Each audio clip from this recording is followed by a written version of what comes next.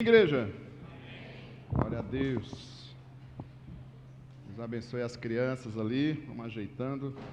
Abra a sua Bíblia no Evangelho de João, capítulo 6.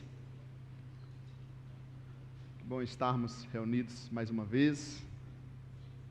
Recebemos aí também, o vídeo do campo missionário, nossos projetos também transculturais. Que bênção, poder ouvir. Sempre peço a eles para em vídeo, conversando aqui, porque é bom a tecnologia ajudou muito nisso, a gente aprender, a gente ouvir a pessoa, estar mais próximo. Encontrar aí Evangelho de João, capítulo 6, sim ou não? Ok. Já vamos lendo e meditando, como a gente tem buscado fazer aqui. O meu tema para hoje, para a gente conversar, é discípulo ou multidão. Discípulo ou multidão. Durante o processo da leitura e explicação e aplicação, a gente vai entendendo então por que de dar esse tema aqui na nossa aplicação. É importante lembrar que o texto está aí, a palavra de Deus está aí, e a pessoa pergunta, mas por que esse tema? Por que a gente dá um tema? É algo que a gente quer, uma linha, que você quer seguir, nesse texto, algo que te tocou, algo que Deus falou contigo, se você preferir falar dessa forma, e a gente quer seguir essa temática aqui, essas observações, porque o texto bíblico, ele é vivo e eficaz, diz lá em Hebreus, a palavra é viva e eficaz, ela tem muitas informações, então a gente não vai trazer todas as informações, vamos trazer algumas informações, seguindo essa linha de reflexão, olhando então para o comportamento da multidão com Jesus e dos discípulos também diante de Jesus, ok? Combinado aí, gente? Então, Evangelho de João, capítulo 6, vamos ler o versículo 14 e 15 primeiramente, para nosso primeiro ponto aqui, a gente vai lendo e meditando. Diz assim a palavra de Deus: depois de ver o sinal milagroso que Jesus tinha realizado, o povo começou a dizer, sem dúvida, este é o profeta que devia vir ao mundo. 15. Sabendo Jesus que pretendiam proclamá-lo rei à força, retirou-se novamente sozinho para o monte. Então, observando o que a gente está vendo no texto aí, a multidão, os versículos anteriores falam lá da multiplicação dos pães, e dos 2 peixes. Então, a multidão ficou super animada ao ver o milagre de Jesus, Então, deu aquela empolgação, que foi o povão ali, e é interessante que diz que eles queriam proclamar Jesus a rei ali, naquele momento, à força. Não, nós vamos proclamar ele agora, ele é o nosso rei. Então deu aquela empolgação, imagina uma multidão, eufórica, histérica, diante daquilo que estava acontecendo ali. E queriam proclamar Jesus à força naquele momento. Jesus teve que escapar da multidão. E eu acho muito interessante quando eles dizem assim no versículo 1 que a gente leu, sem dúvida, olha isso, a multidão disse isso, sem dúvida, este é o profeta que devia vir ao mundo. Forte ou não é isso? A multidão declarou, este é o profeta, sem dúvida. Eles estão dizendo o quê? Esse é o Cristo, esse é o Messias, esse é aquele que as profecias todas disseram que ele viria. Ele é o Salvador, ele é o Senhor. Sem dúvida, não há mais dúvidas. Está tudo certo, tudo agora está confirmado, está aqui o Messias, está aqui o Cristo. Sem dúvida, este é o Cristo. A multidão disse isso.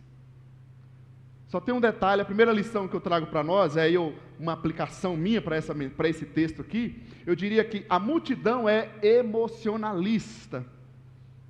Aqui que está a dificuldade.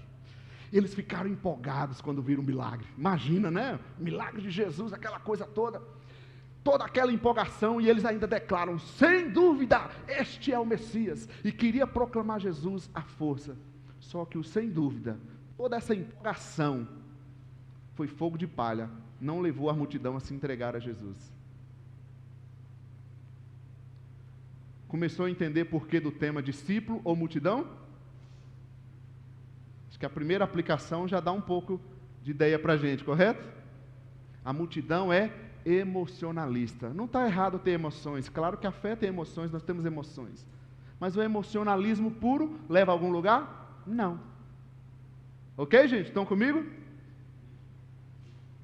Continuando a nossa leitura, versículo 26 agora, diz assim: Jesus respondeu: a verdade é que vocês estão me procurando, não porque viram os sinais milagrosos, mas porque comeram os pães e ficaram satisfeitos. Agora eu fiquei mais encafufado, fiquei mais perturbado ao ler esse texto ainda. Olha a resposta de Jesus para a multidão. Em segundo lugar para nós aqui: vocês estão me procurando. Então eles procuraram Jesus, correto, gente? Isso é bom, eles foram atrás de Jesus. Olha que coisa legal. Eles não mediram esforços para ir atrás de Jesus. A gente muitas vezes mede esforços, o Idme estava aqui, né, nos motivando, mede esforços para evangelizar, para vir ao culto. A multidão aqui não mediu esforços, eles foram atrás de Jesus. Esse é o Messias, não pode, sem dúvida ele é o Cristo.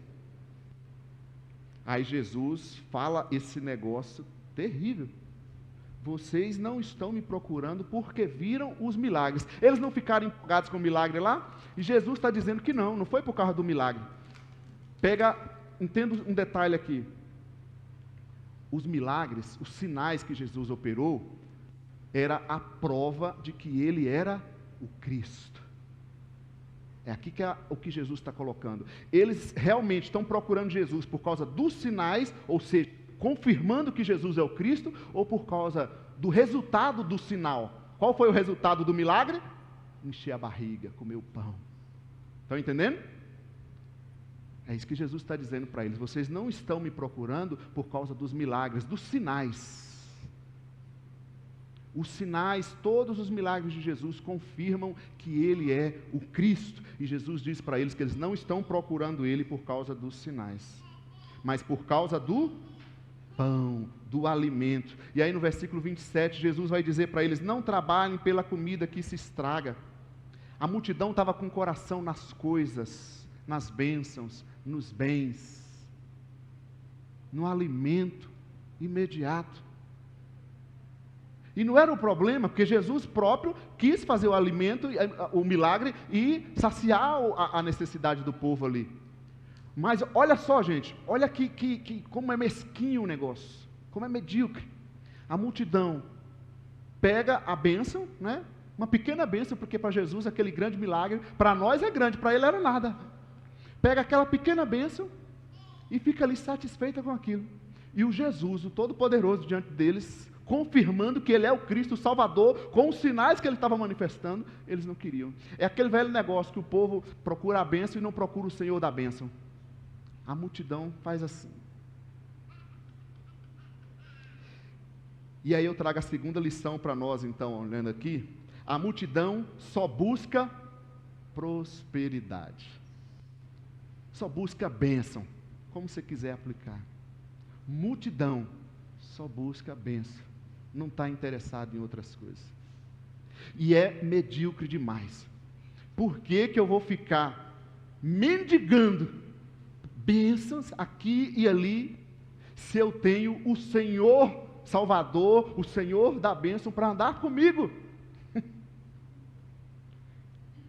E aí é interessante quando a gente olha os ensinos das igrejas, não todas no geral, mas e quando eu falo das igrejas, nós estamos juntos, não estou criticando ninguém, é refletindo sobre a nossa fé. O ensino da igreja cristã, e vou falar nosso, né, como cristã em todas as suas diversidades, o ensino da igreja cristã adotou a prosperidade. Tem denominações inteiras que adotou a chamada teologia da prosperidade. Sabe o que significa a teologia da prosperidade? Resumindo assim, bem a grosso modo, que o cristão não passa sofrimento, que o cristão não pode ser pobre, que o cristão não passa dificuldade. Você acha que isso é uma verdade? E isso tem enlouquecido pessoas. Enlouquecido pessoas.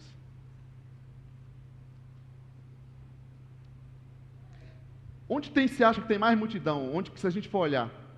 no grande show com o ídolo, ou numa grande pregação que está prometendo que você vai ficar milionário, vai ter todos os bens, ou onde vai lá na invasão, ou no serviço, onde você vai servir? Onde tem mais gente? Não é? A multidão só busca prosperidade. Mas a gente tem que tomar cuidado com essa coisa da prosperidade. Quem sabe a gente diz, não, mas eu não estou buscando isso. Mas às vezes estamos sim.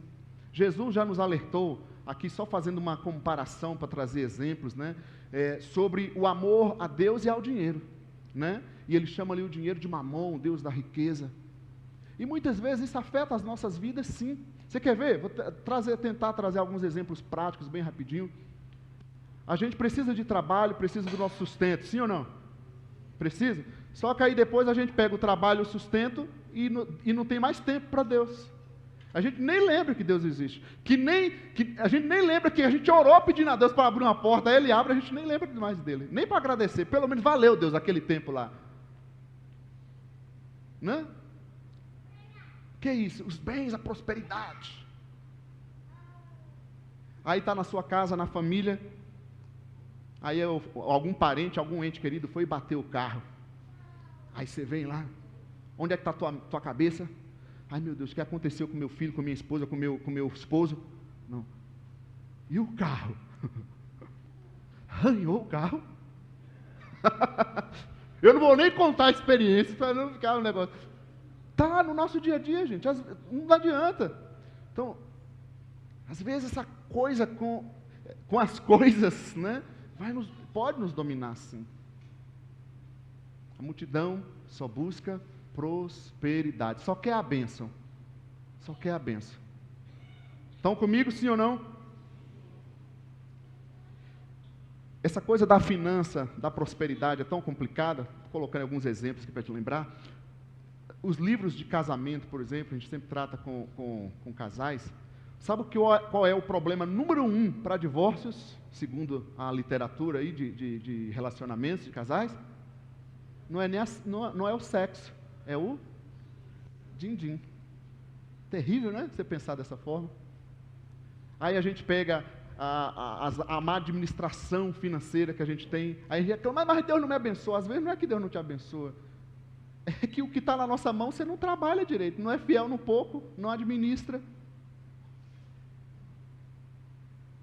Apenas exemplos para a gente tentar trazer essa coisa, que às vezes a prosperidade está longe, mas às vezes está no nosso dia a dia, em algumas situações também, que a gente não repara. Amém, gente? Podemos continuar? Ou é melhor parar aqui? Vocês já estão com raiva já? Eu só estou lendo a Bíblia, né? Em terceiro lugar, vamos continuar a leitura do texto. Versículo 28 agora.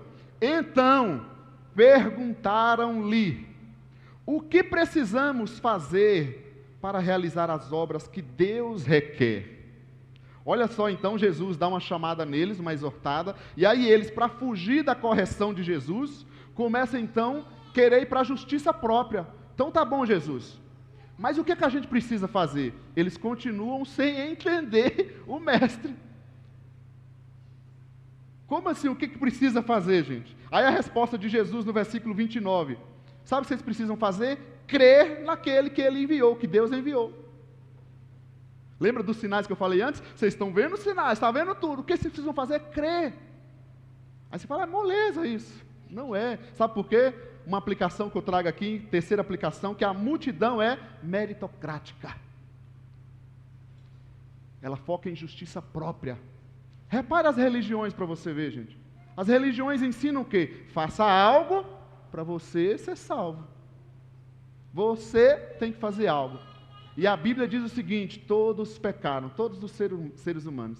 Não há nada que nós possamos fazer pela nossa salvação, mas graças a Deus pelo seu Filho Jesus, que Ele enviou, tirou da glória, enviou para nascer como nós, morrer no nosso lugar e dizer, eu ofereço a vocês. Mas a multidão é meritocrática, ela quer fazer alguma coisa. Aí ela anda quilômetros de joelho para pagar o negócio. Aí você diz, mas a gente não faz isso. Mas a gente muitas vezes dá uma oferta, um dízimo, achando que a gente está pagando alguma coisa. A gente faz um serviço, uma atividade, achando, olha Deus, está vendo como é que eu sou bonzinho, eu faço tanta coisa. Aí você está indo para a igreja, de repente está indo para o culto, aí furou o pneu, e você diz, mas eu estou servindo ao Senhor, e furou o pneu. Furou o pneu porque o pneu fura, gente, a rua tem coisas. Mas a gente já quer a justiça própria, né? A multidão é meritocrática. Crer não é tão simples, gente. Por quê? Porque crer é confiar. A palavra fé expõe confiança. E para você confiar nele, significa que você tem que se humilhar. Estão entendendo? Então, crer não é simples. Crer é a gente se desmoronar diante do Senhor. Crer é dizer, tu és o Senhor, eu sou o servo. Crer é dizer, eu me rendo a ti. A gente cantou aqui, né? A gente fala muito, me rendo, mas o render não é tão simples. Quando chega lá o policial, manda você, né, te aborda, ou um bandido, o que você faz? Você se joga no chão, você está totalmente controlado por aquela situação. Isso é entregar-se a Cristo. Pela sua graça, não pelos seus méritos. Quem sabe você diz, mas eu não mereço. Claro que você não merece, nunca mereceu e não vai merecer. Mas Jesus nos amou mesmo assim. O dia que você estiver achando que você merece, você está perdendo o entendimento da palavra de Deus. Estão comigo, gente? Amém? Isso significa então, Léo, que a gente não deve fazer boas obras? Claro que não. A Bíblia diz que nós somos salvos pela graça, não é isso? Para quê? Para as boas obras. Mas não são as boas obras que nos traz salvação. Mas são os salvos em Cristo que vão, sim, comprovar sua fé, sua salvação, fazendo as boas obras, servindo ao próximo. Vamos continuar.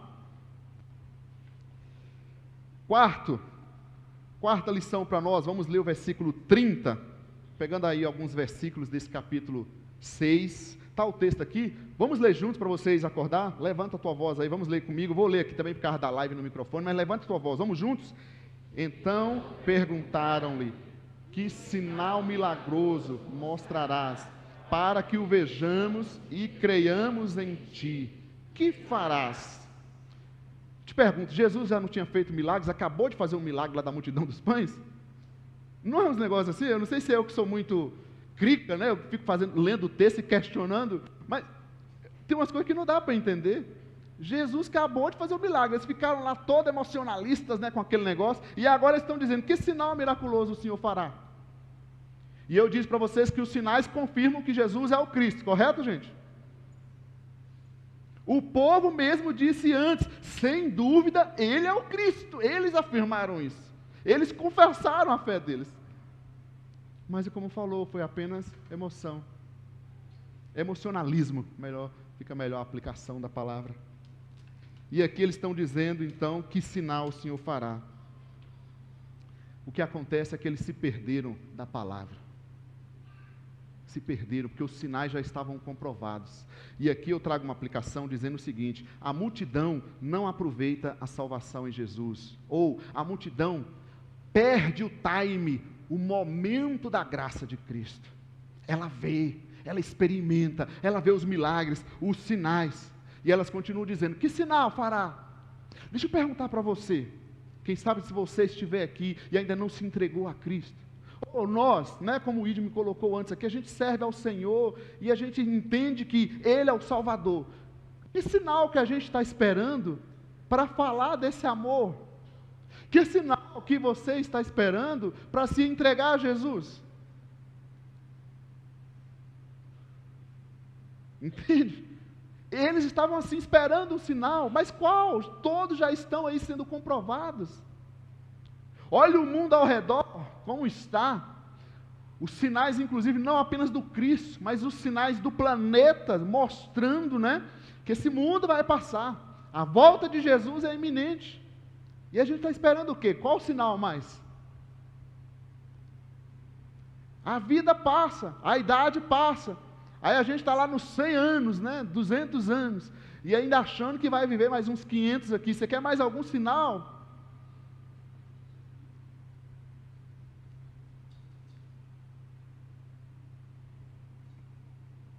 A multidão não aproveita a salvação em Jesus. Isso, eu acho que a gente deveria pensar um pouquinho. Eu estou aproveitando as oportunidades de Deus na minha vida? A gente viu a missionária falando aqui, por exemplo, lá eles se reúnem escondido. Se reúnem escondido. E o Brasil, né, com tudo isso, tudo livre, e a gente não aproveita. E é injusto, porque a gente tem muitas oportunidades, mas Deus está levantando pessoas também em todas as nações, porque todas as nações têm o direito de ouvir do amor de Jesus. Quem sabe a gente tem ouvido tanto, como eu brinco, tem Bíblia de todo tipo, Bíblia preta, branca, rosa, Bíblia da mulher, do ministro, Bíblia da mulher que ora, da mulher que não ora, Bíblia de todo tipo, Bíblia do desviado, quem sabe, todo tipo de Bíblia tem. Você tem Bíblia no celular, você tem tudo, mas a multidão não aproveita a salvação em Jesus. Só que uma coisa, gente, o tempo é cruel. Vai chegar a hora que vai passar as oportunidades. Se eu quero servir a Jesus, o tempo é agora. Se eu quero servir ao próximo, eu quero fazer algo no reino de Deus, o tempo é agora. Até porque a Bíblia diz, eu creio na Bíblia, que o amanhã não pertence a nós. Correto? O que vai acontecer amanhã? Não sei. E o que a gente está esperando? A não ser que a gente esteja agindo como a multidão. A multidão não aproveita a salvação em Jesus. Logo que a gente assumiu a igreja e fomos trazendo também essas propostas dos campos missionários, né, aumentando as nossas adoções, enviando nos missionários transculturais, volta e meia a gente ouvia, mas por que a gente não mandar a gente para tão distante, apoiar tanto lá, a gente tem tanta necessidade aqui? E a minha resposta é simples, a Bíblia diz, serão testemunhas onde? Em Jerusalém, Campinas, São Paulo, Brasil e mundo. Simples. A oportunidade não é só nossa. E nós, que às vezes temos mais oportunidades, não a aproveitamos. Amém, gente? Estão comigo? Está acordado? Vamos continuar. Em quinto lugar, a nossa leitura bíblica. Versículo 32 agora. Leia o versículo 32 comigo, diz assim: declarou-lhe Jesus, digo a verdade, não foi Moisés quem deu a vocês pão do céu, mas é meu Pai quem dá a vocês o verdadeiro pão do céu. Jesus já tinha dito antes que eles estavam buscando pelo pão, pelo alimento, correto? E agora aqui, eles começaram a citar, quando eles pediram o sinal, que sinal farás? Eles citam Moisés, a tradição deles. Mas Moisés fez descer lá, nos deu pão, o maná no deserto. Aí Jesus vai dizer, não foi Moisés, foi meu Pai. E é meu Pai que me dá a vocês. Estão entendendo? E aí a aplicação que eu trago para nós aqui é, a multidão segue homens, não a Deus. Cuidado, hein? Multidão segue homens, não a Deus. E mesmo que sejam homens, líderes, evangélicos, pastores, cristãos, qualquer coisa que você quiser chamar, não é a nós, não é homem que a gente tem que seguir. Homens caem, homens falham. E tem muitos homens falsos também, né? Falsos líderes, falsos crentes, falsos tudos também. Mas a multidão segue homens, não a Deus. E aí eu fico curioso, porque eles estão aqui agora, diante do Deus vivo, na pessoa de Jesus Cristo, operando um milagre daquele de multiplicação dos pães, que eles mesmos surpreenderam, correto? Eles mesmos disseram, não, sem dúvida ele é o Cristo. A multidão diante de um negócio tão tremendo, com os olhos físicos, vendo tudo aquilo, mas não abre os olhos espirituais. Eles estão dizendo, Moisés, Moisés foi importante? Foi, sem dúvida.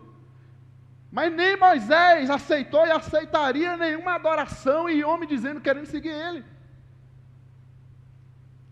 Mas isso é um erro, muitas vezes, da própria igreja, da própria forma que nós trabalhamos. Por isso, eu evito muitas coisas, eu digo para as pessoas, a postura da liderança não pode ser essa postura de uma pessoa superior, de qualquer ministério. Gente, o corpo de Cristo é isso aqui, ó, mesmo nível, doa a quem doer, mesmo nível. Qual é a diferença entre os membros da igreja? Nenhuma. Responsabilidades, cada um tem a sua responsabilidade. Quem é o cabeça do corpo? Jesus. E nós somos membros desse corpo. Amém, gente? para de idolatrar. É isso que muitas igrejas fazem, líderes fazem isso, o nosso sistema faz isso. O líder tem que ter uma roupa diferente, para se diferenciar. Aí muitas outras coisas, que eu não vou perder meu tempo com essas coisas. Multidão segue homens, não a Deus. Mas Jesus está te chamando para seguir Ele. Amém, queridos? E aí o versículo 36, apenas citando ele aqui, Jesus disse: mas como eu disse, vocês me viram, mas ainda não creem. Percebe a ênfase? Vocês estão vendo, mas não creem. Já viram, ou seja, tiveram experiência, eles viram os milagres, andaram com Jesus. Aplica para nós, gente. A gente tem a palavra na nossa mão. Quantas pregações você já ouviu? Quantas canções você não canta? A gente lê a Bíblia, tem a Bíblia na nossa mão. Jesus já falou conosco, já tivemos livramento, tantas experiências que já tivemos com Deus. E muitas vezes a nossa fé está em quê? Homens. E aí você vê escândalo daqui, escândalo dali, blá, blá, blá, blá, blá. Não é nada novo, isso aí vai acontecer.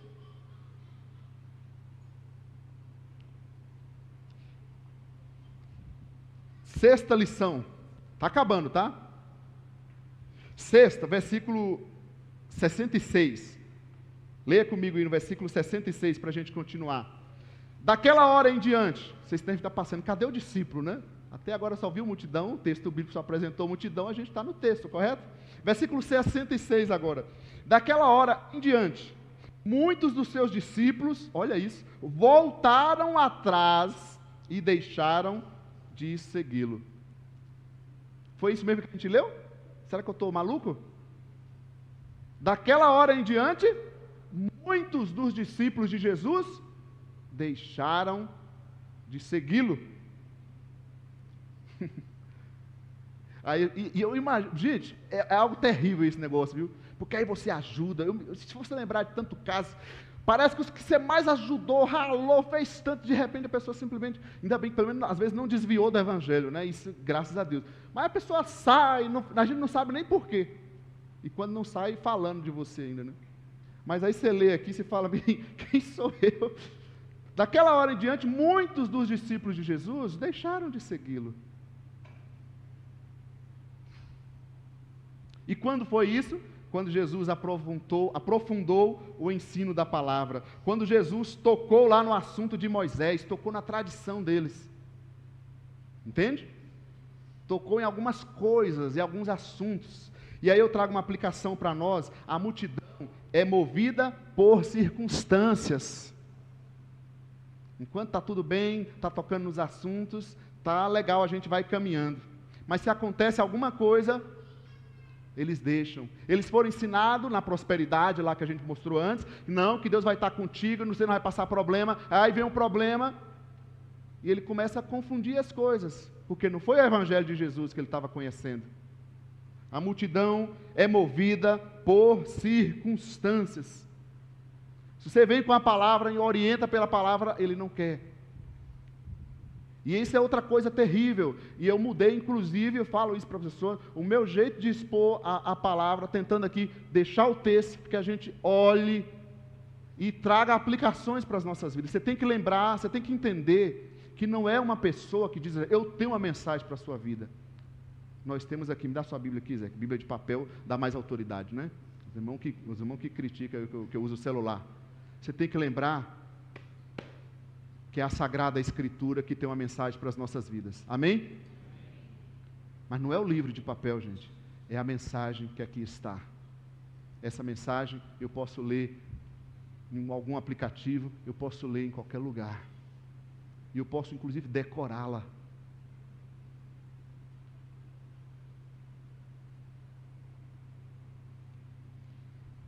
Quem sabe alguns assuntos ainda te atrapalham a seguir Jesus de forma mais intensa, de crescer na fé.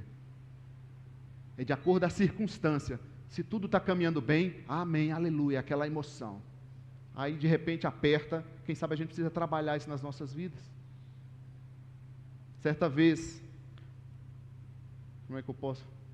Uma pessoa me procurou e disse, olha, depois que eu passei a congregar aqui, Vou falar de uma outra forma assim. Deus me mostrou muitas coisas que eu precisava mudar na minha vida. Eu falei, aleluia, isso é bom, deve ser uma coisa boa.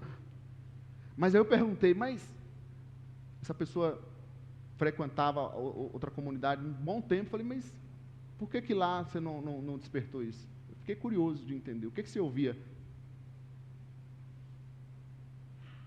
Entende?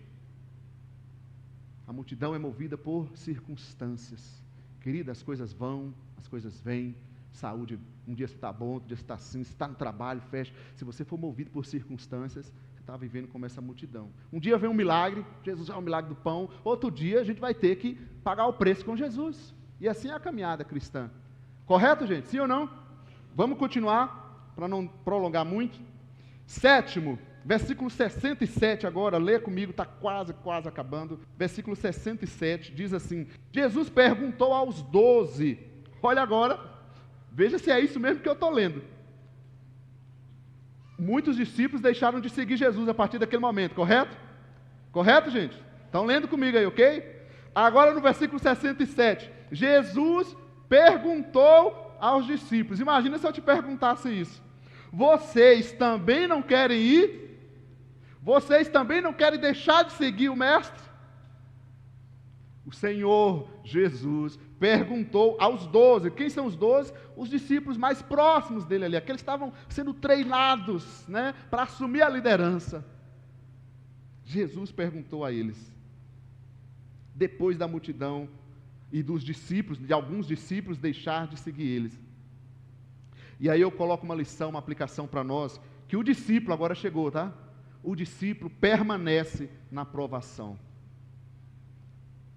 O discípulo permanece na provação. Queridos, fé precisa ser provada para provar que é fé. Estão entendendo? Aí você diz, a minha convicção, amém, Jesus, eu creio em Ti, amém. Isso é importante. Agora, eu vou provar essa minha afirmação, que é de boca e de coração, na hora que a aprovação vem. Ok? E todos nós seremos provados, somos provados. Aí a gente não entende as lutas que a gente passa, as dificuldades. Deus não vai tirar as dificuldades, as lutas. Elas são oportunidades para que a gente seja provados e comprovemos a nossa fé no Senhor. Tem inúmeros textos. Leia a carta de Tiago, fala isso, e outros textos. Aí você quer tirar a prova? Mas como é que eu vou provar? O discípulo permanece na provação. Está passando alguma provação? Viva isso, enfrente ela com a presença do Senhor. Ele vai estar contigo. Não sei qual área, mas permaneça no Senhor. Se você é discípulo de Cristo, pedindo a orientação dEle, a graça dEle para a gente suportar, porque cada um vai enfrentar suas provações. Quando a gente olha para o deserto, Deus tirou o povo lá do Egito, passou pelo deserto, tantos milagres, mas a gente olha lá na frente, muitos morreram no deserto, não é verdade? Nós sabemos disso, muitos ficaram no deserto. A caminhada cristã é uma caminhada até o fim. Amém, gente? O discípulo permanece na provação. Você está passando provas na vida, eu já te adianto, vai ter outras. Então, aproveita para vencer essa. Aproveita para crescer nessa. E aí, continuando. 8, versículo 68 agora, de João 6 ainda. Simão Pedro lhe respondeu: Senhor, olha isso agora, para quem iremos? Tu tens as palavras de vida eterna. 69, nós cremos e sabemos que és o Santo de Deus. Aí o Pedrão dá aquela resposta pelo Espírito Santo de Deus, né? Para quem iremos? O próprio Jesus disse: você não quer me deixar não, gente? Me deixa. Ele diz: para onde a gente vai, Senhor?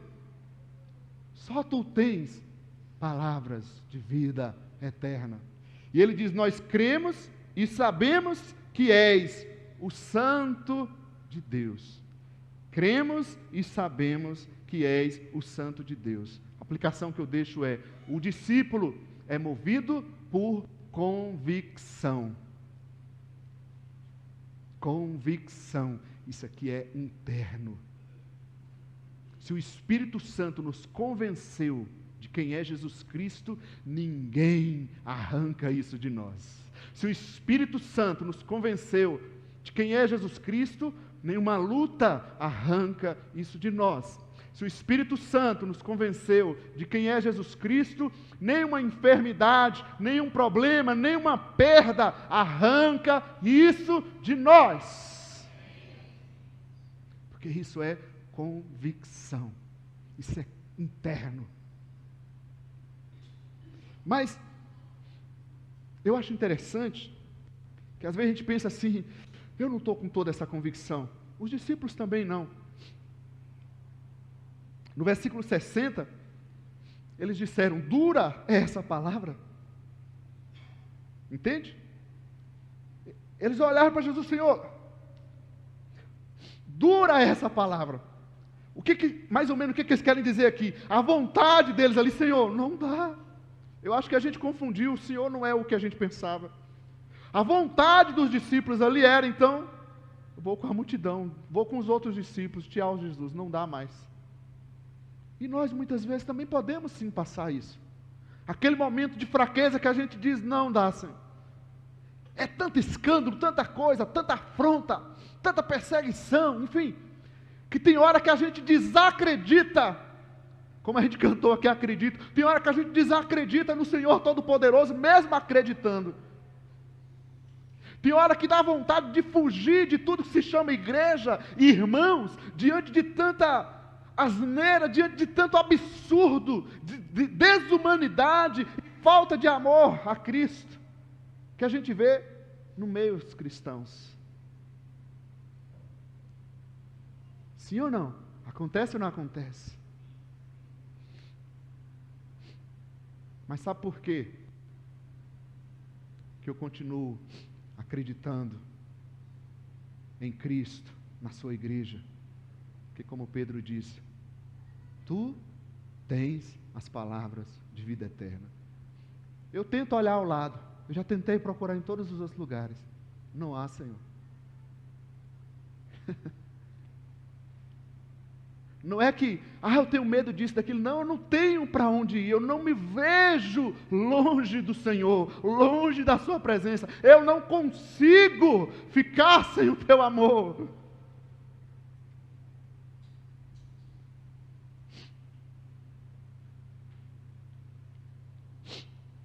O discípulo, querido, é movido por convicção.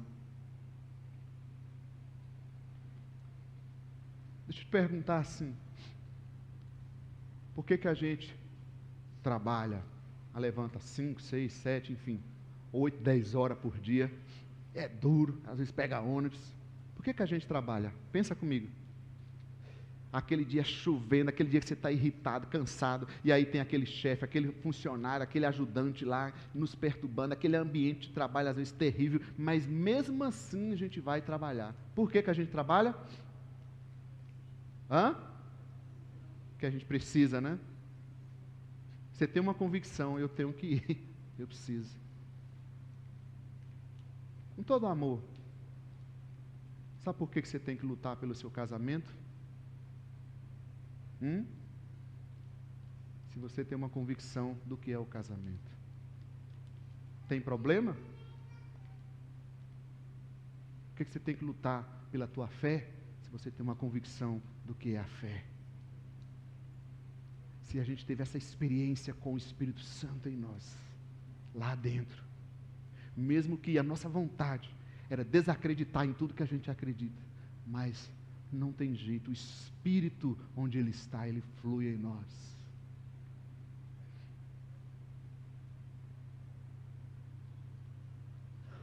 Você é um discípulo de Cristo. Reveja tuas convicções, querido. A gente tem que parar e refletir. A ceia é isso, é um memorial. É da gente refletir, espera aí, mas o que eu sou? O que eu acredito afinal? Quem que eu estou seguindo? Para onde que eu estou indo? Qual é a minha vida? Porque quando a gente tem convicções, isso são fundamentos, valores. Sabe por que eu trato a igreja como é a igreja de Cristo? Não é porque tem pessoas perfeitas, de jeito nenhum. É porque cada pessoa que o Senhor traz, que o Senhor coloca aqui, foi Ele próprio, o Senhor Todo-Poderoso, que morreu e salvou essa pessoa, que muitas vezes se diz uma pessoinha complicada, assim como eu também. Mas sabe o que é a igreja? É o corpo do Senhor Jesus Cristo. Quem sou eu para fazer alguma coisa contra a igreja do Senhor Jesus Cristo? A gente precisa ter convicções, e isso é o Espírito de Deus que nos dá. Isso vai nos fazer enfrentar a vida de formas diferentes. Assim como a gente sabe que a gente precisa trabalhar, a gente sabe que não tem para onde ir sem Jesus. Ele é a vida.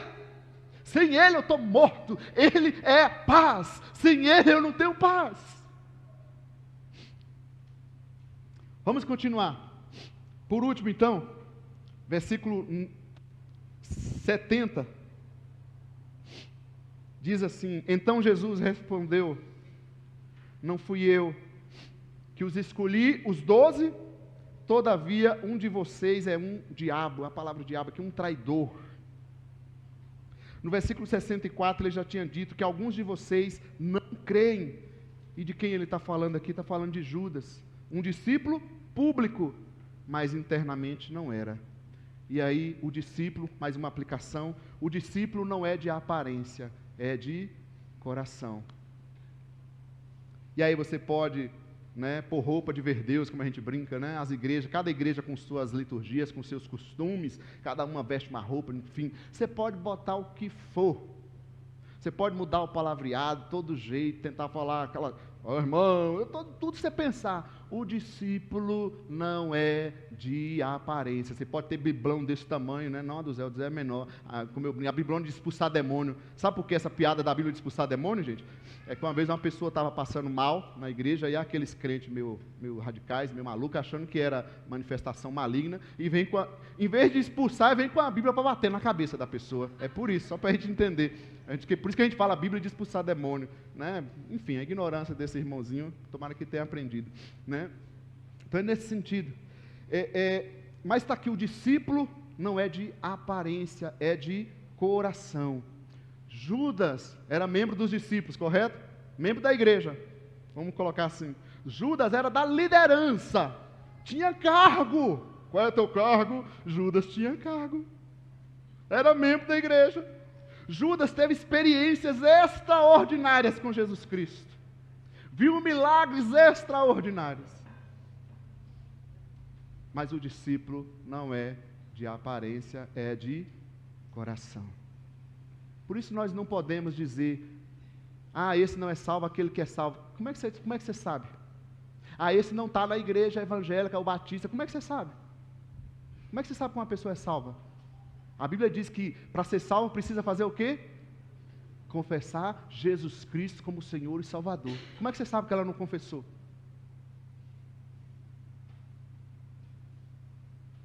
O discípulo não é de aparência, é de coração. Que a gente possa cear nessa noite, refletindo nessa palavra. Eu creio que ficou claro, amém, gente? Eu espero que o Espírito Santo, pela sua misericórdia e graça, tenha me usado para falar, o mais claro possível, mas acima disso, com a autoridade e o poder do Espírito de Deus. E onde está o Espírito de Deus, há liberdade. A unção, a presença do Senhor quebra jugo, quebra barreiras e cadeias. E eu espero que o Espírito Santo de Deus nessa noite possa romper cadeias e barreiras intelectuais, barreiras religiosas, coisas que nos impedem, que nos atrapalham de nos render e servir ao nosso Senhor de uma forma intensa e total. Amém, queridos? Então nós vamos cear nessa noite.